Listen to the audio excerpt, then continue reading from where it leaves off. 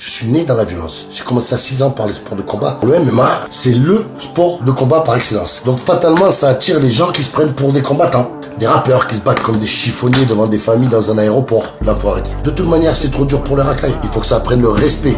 Avec le respect, tu peux devenir un grand combattant. Sans respect, tu seras rien. Tu seras quelque chose, mais pas longtemps. Mathias Riccio pour NFC Média. Aujourd'hui, on va parler de mon sport. On va parler du MMA. Alors le MMA, c'est ni plus ni moins que tous les sports de combat et arts martiaux en un seul combat, sur des grands rounds, donc avec une demande beaucoup de préparation et de connaissance du combat ultime.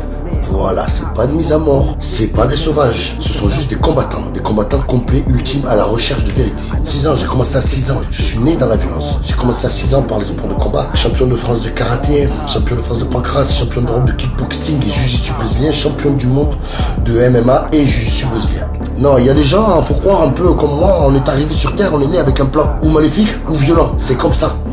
Donc le MMA, la pratique du MMA, quand c'est bien fait, te permet de faire la rubrique des sports plutôt que celle des faits divers, évidemment. De toute manière, c'est trop dur pour les racailles, c'est trop dur. Il faut que ça apprenne le respect. Avec le respect, tu peux devenir un grand combattant. Sans respect, tu seras rien. Ou tu seras quelque chose, mais pas longtemps. L'évolution en France, ça fait 24 ans, 24 ans que j'en fais. Et 23 ans qu'on nous dit l'an prochain, ce sera légalisé. Visiblement, c'est légalisé, mais comme ils disent, c'est des pressions politiques de personnes. C'est pas plus violent que notre sport, loin de là.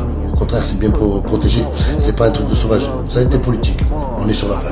Ce sport m'a sauvé la vie.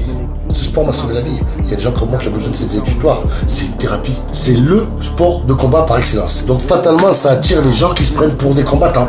Des rappeurs qui se battent comme des chiffonniers devant des familles dans un aéroport. Donc, il leur prend dans l'envie d'aller se battre dans une cage pour régler leurs problèmes. Ils savent déjà pas se battre dehors. Donc, ça équivaudrait à me faire un zénith avec 2 rappeurs, on va pas dire les noms, comme première partie parce que je chante sous ma douche. Là, faut arrêter.